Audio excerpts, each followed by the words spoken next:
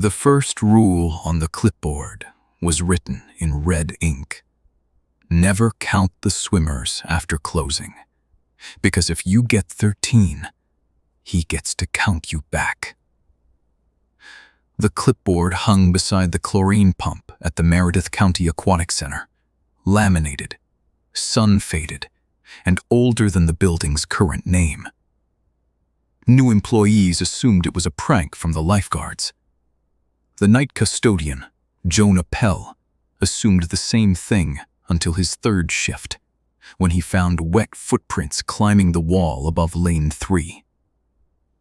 Case file TR6041 begins with the closing protocol. Rule 1. Lock the public doors before turning off the pool lights. Rule 2.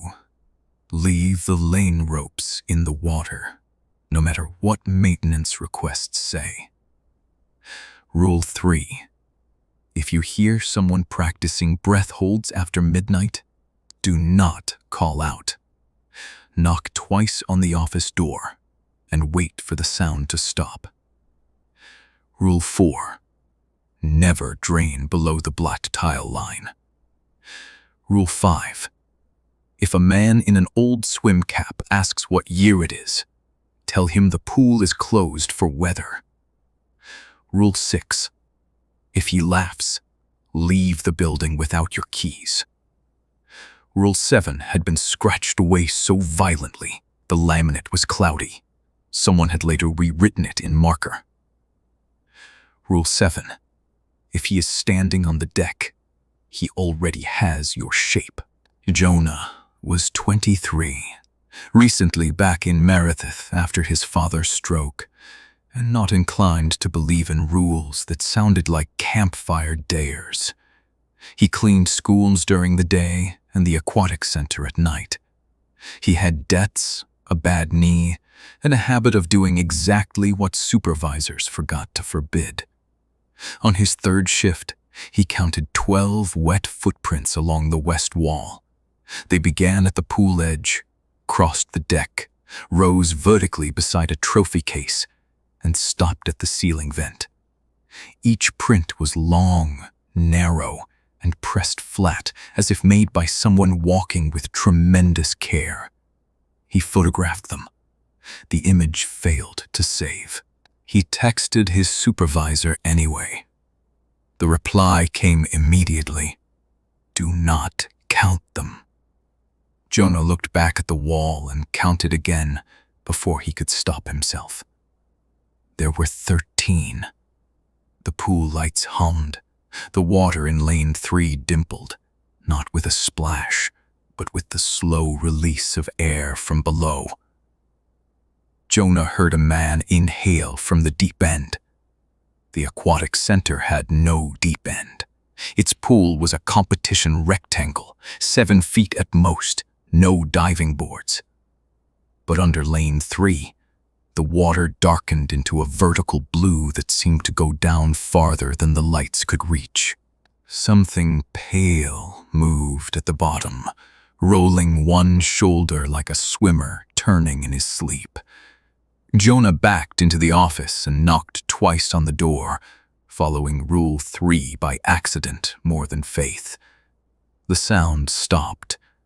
In the silence, the old public address speaker clicked on. A wet voice said, Heat 1, Lane 3. The registry later recovered 32 years of incident reports buried under maintenance files. The first dated to 1994, when the facility was still an outdoor municipal pool. A boy named Ellis Rain disappeared during a thunderstorm meet. Witnesses saw him dive from a starting block. The race was cancelled before anyone surfaced. Lifeguards searched the pool, then the pump room, then the drainage lines. Ellis was never found. The next summer, swimmers in Lane 3 began losing time. Not races, time itself. A girl would push off at one end and arrive at the other 6 minutes later, sobbing. convinced she had been underwater for hours. A coach saw an elderly man swim beneath the floating ropes, though no one had entered the pool. Children described someone touching their ankles from below and counting against their skin. The county filled the pool with concrete in 2001. 2 months later, the concrete was wet. By 2005, the aquatic center had been rebuilt indoors over the old basin. Lane 3 remained in the same place. This was explained as plumbing convenience. The registry believes it was obedience.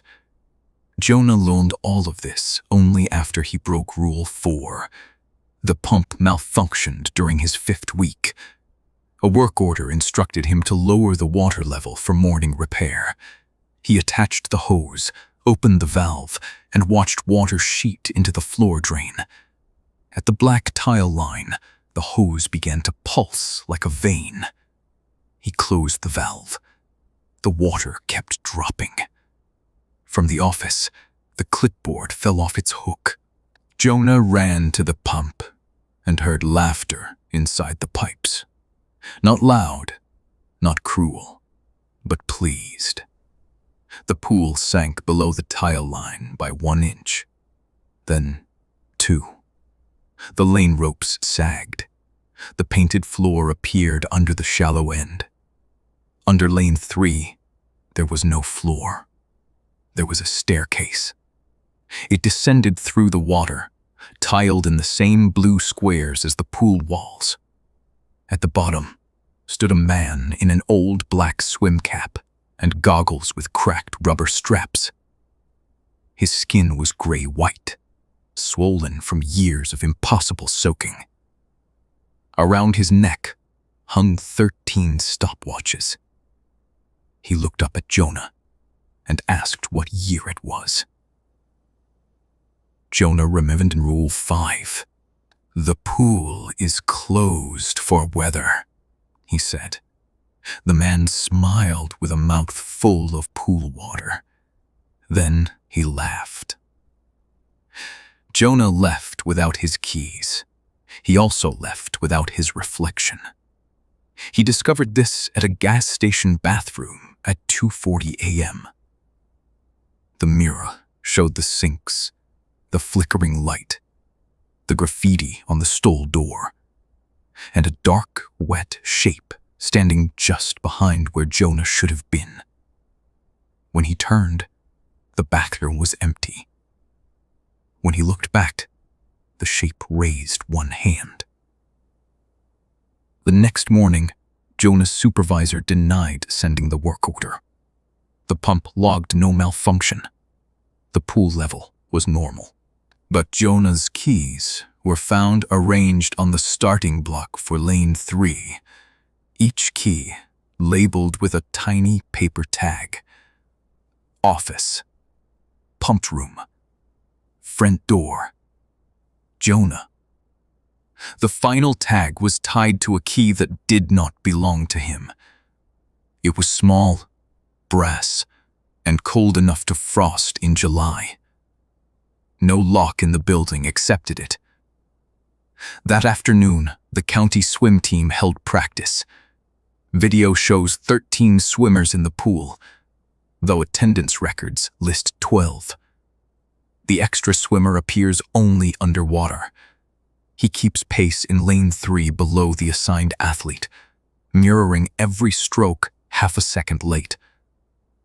At the end of practice, the assigned swimmer climbed out. The reflection did not. For 2 days, the girl had no reflection in glass or water. She reported dreams of a tiled hallway and a man teaching her to breathe backward. Her mother found wet footprints on the bedroom ceiling. The registry was contacted after the girl began speaking in a man's voice during sleep, reciting split times from 1994. Containment agents arrived posing as insurance inspectors. They interviewed Jonah, collected the clipboard, and ordered the pool closed for filtration issues. By then, Rule 7 had changed again. If he is standing on the deck, he already has your shape. Under it, in fresh red ink, someone had added, "If he asks to race, you are already in the water." The agents installed cameras, motion sensors, and a portable sonar rig over lane 3. At midnight, the water temperature dropped to 40 degrees. The sonar returned a depth of 420 feet. At 12:13, the man surfaced. He did not climb out. He rose vertically in lane 3 until the water held him at the waist. He wore the old cap. The goggles hid his eyes. His body was not decomposed, so much as unfinished edges blurred by the light, as if the pool had been trying to remember what a boy became after growing up underwater. He asked for Jonah. No agent answered. The man placed both palms on the deck. Water poured from his mouth onto the tile. It flowed uphill toward the office, under the door and around the clipboard, sealed in an evidence bag. The bag filled from the inside. On camera, the rules rewrote themselves one by one. Rule 1 became, lock the public doors so they cannot warn him. Rule 2 became, leave the lane ropes so he knows where to surface. Rule 3 became, knock twice if you are ready to trade. Rule 4 became, drain below the black tile line when you miss him. Rule 5 became, tell him in a year. He has learned them all. Rule 6 became, bring your keys. He prefers the sound. Rule 7 became, Jonah Pell has been closing this pool since 1994. At home, Jonah woke on his kitchen floor, coughing chlorinated water. His father sat in the next room, unable to move quickly, calling his name. Jonah crawled to the hallway mirror. His reflection was back. It was wearing a black swim cap. The registry evacuation order failed because the building locked itself. Doors sealed, windows fogged from the inside. Every drain in the aquatic center reversed, spilling warm blue water across the floors. Agents retreated to the bleachers, while the man in lane 3 began counting. He counted swimmers. He counted agents. He counted the empty seats where parents used to watch meets. He counted years. He counted breaths. When he reached 13, the lights went out. Heat 1, lane 3. The lights returned after 41 seconds. The pool was full. The agents were alive. The man was gone. On the deck lay 13 stopwatches, all running backward. Jonah Pell stood on starting block 3 in a wet uniform, holding the brass key. He said he knew how to close it. He walked to the pump room, unlocked a maintenance hatch no one had seen before, and descended a ladder into blue light. Before he closed the hatch, he handed the clipboard to the lead agent. The protocol had rewritten itself again. There were only 3 rules now. Keep the pool filled. Keep lane 3 roped. If Jonah asks what year it is, tell him practice is over. Meredith County Aquatic Center reopened 2 months later with no public explanation. Lane 3 is permanently reserved for equipment. Children are told it has a filtration issue. At closing, custodians still knock twice on the office door before turning off the lights. Registry monitors visit annually. They report no further disappearances. though every year the pool's lost and found gains one item belonging to Ellis Rain. A towel, a ribbon, a cracked pair of goggles, a photograph of a swim team nobody remembers posing for. Jonah Pell is listed as missing. But on humid nights, when thunder rolls over Meredith County and the pool glass turns black, security cameras show a custodian crossing the deck with a mop. He stops at lane 3, looks down, and speaks to someone below the surface. The audio never captures his words. It only captures the answer. Not yet.